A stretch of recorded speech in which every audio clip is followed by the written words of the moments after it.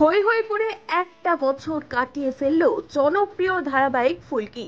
গত বছর অর্থাৎ 2023 সালের জুন মাসেই শুরু হয়েছিল ফুলকি ধারাবাহিকটি। তারপর দেখতে দেখতে সাফল্যের সঙ্গে 300টি পর্ব সম্প্রচারিত হয়েছে এই ধারাবাহিকের 1 বছর পূর্তি উপলক্ষে জমিয়ে হলো সেলিব্রেশন।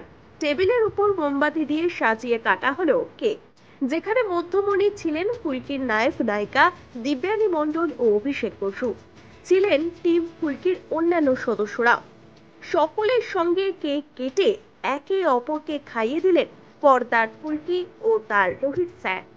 এদিনও নজর কাড়ল ফুলকি রোহিতের প্রেম।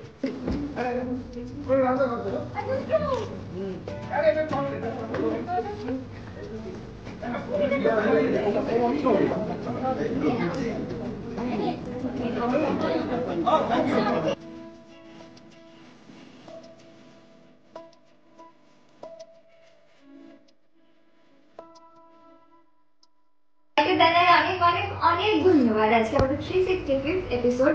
আমরা তাহলে 1 বছর ছুঁয়ে নিলাম, তাই তো?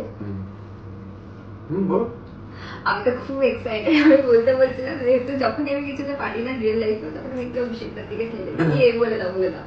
তো হ্যাঁ, আমি খুব খুব খুব এক্সাইটেড ছিলাম যে এটা আমার ফার্স্ট সিরিয়াল। মানে একটা বছর সেই প্রথম দিন থেকে আমার মনে আছে, সেই যে মানে প্রোমো থেকে যখন প্রোমো করতে গিয়েছিলাম রাত্রেবেলা, আমাকে দুজনকে ডাকা হয়েছিল।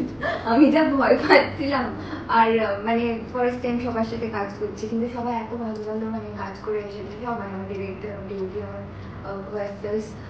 তো আমি ভীষণ ব্লেসড নিজেকে প্রজেক্টটা করতে পারছি। আর আর আমি জানি না কি কি বলবো, মানে আমি এত হ্যাপি, আমি বুঝতে পারছি না কি বলবো। বলো তো হেল্প করো। শুরুর এক্সপেরিয়েন্স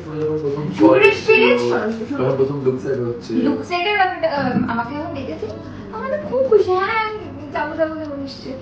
তারপরে যখন শুরু হওয়ার সময় তো একটুখানি বুঝতে পারছিলাম কি দোস্তটা সোজা মনে করেছিলাম একদমই না দেখতে।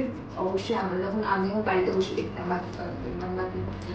তখন মনে হতো খুব ইজি, ঠিক আছে, কি সুন্দর করছে, সবাইকে কি সুন্দর দেখতে লাগে, কিন্তু তার পিছনে যে খাটনিটা সেটা আমি এখানে এসে বুঝেছি।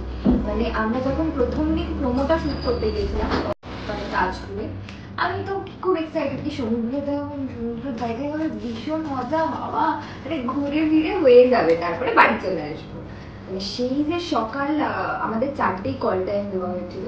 তো তারপরে 4টে কল টাইম দিয়ে মেকআপ করে আমি গিয়েছিলাম প্রায় 9টা থেকে পড়ে, বলছি বিকেলে সূর্যাস্ত অব্দি সমুদ্রে 9টা অব্দি, ঠিক আছে, 9টা গিয়েছি। 9টায় গিয়েছি, হ্যাঁ 9টায় গিয়েছি। ফার্স্টে ওখানে বসে বসে ইয়ে করলাম। আমাদের যে এন্ড বেসটা ফার্স্টে দেখা হতো, আমাদের লাস্টে দেখা হতো আমি নৌকোতে বসে পা দোলাচ্ছে, স্যার দাঁড়িয়ে আছে।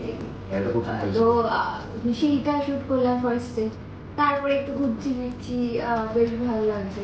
তারপরে সমুদ্রতে এখন মানে মানে তখন তো প্রচন্ড রোদ, তখন যত ফান ছিল উড়ে গেছে আমার। কি ও আচ্ছা হয়ে গেছে, মানে ধীরে ধীরে ধীরে প্রথম দিকে গিয়ে তাও ভালো লাগছিল, একটু পা দোলাচ্ছিল, ঠিক আছে। তারপরে যখন বেলা মানে ধর 1টা 2টো, আরো রোদ, মানে গরম, মানে প্রচন্ড গরম ছিল সেই দিনটা।